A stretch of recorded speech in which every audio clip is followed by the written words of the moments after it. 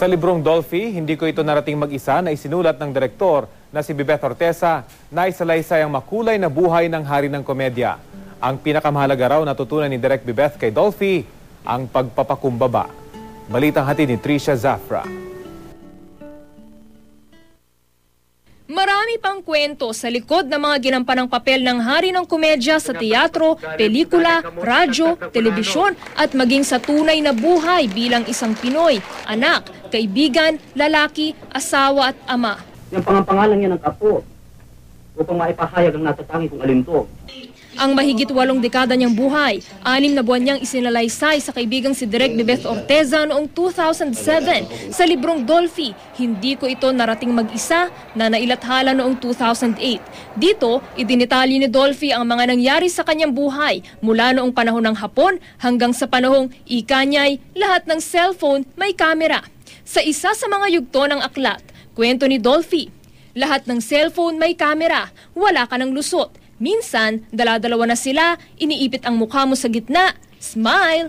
May nagsisindi lang ng lighter, napapangiti akong automatic, akala ko flash. Kumidlat, ngiti ako, akala ko pa rin flash. Kuwela man, lumuluha rin. Ilang beses daw naiyak sa kanilang mga interview ang Comedy King. When he talked about his parents, he talked about his mother, makaina-auntie to Dolphy eh. And then when he talked about thinking na hindi niya na makikita ulit si Randolph, naiyak siya doon. When he talked about Shasha, about his operation, basta't pamilya. Pamilya at saka kaibigan.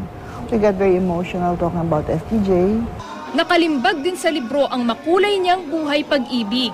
18 ang anak ni Dolphy mula sa 6 na babaeng nagpatibok ng kanyang puso. He offers his friendship first. Style.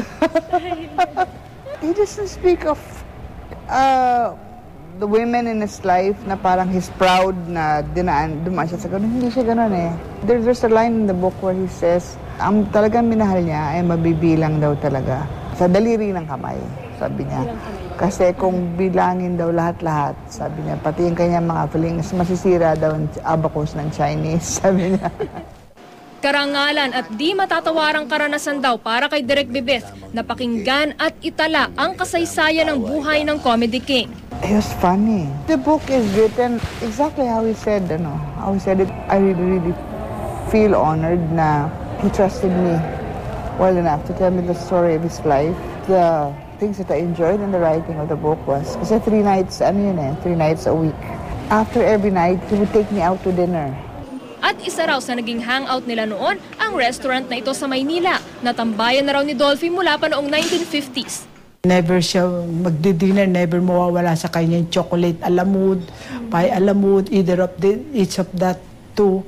And then oxtang, gusto din niya yon. And then lamb chop. Pero ito lately, hindi na siya nagkakakain ng mga pork chop, lamb chop. Ito na lang turkey, ganon. Mabagal kumain. Demure lang siya. Noong nakaraang taon daw nang huling kumain dito si Pidol. Ayun ang sinabi niya sa akin the last time we saw each other na wag ko raw pabayan ng hison. Nagulat ako eh. Natouch ako doon. Kung pabayan ng hison, sabi niya sa akin, mahal kong mama mo. Yes, sabi ko. Hindi ko pababayan. At tulad ni Aling Milagros, para kay Evelyn Bontogon Guerrero o mas kilalang matutina sa programang John and Marcia, walang katulad si Dolphy. Ito Dolphy talaga yung naging malapit sa puso ko. King na siya. Pag-actingan ka ng panahon, nakikita ka talaga makikipag chat kahit na ilang minuto lamang para masabing kumusta ka.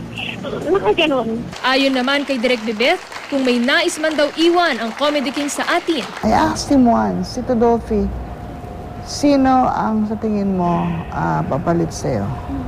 Sabi niya, yung hindi tumatawag sa kanyang sarili na next Dolphy. Trisha Zafra, GMA News.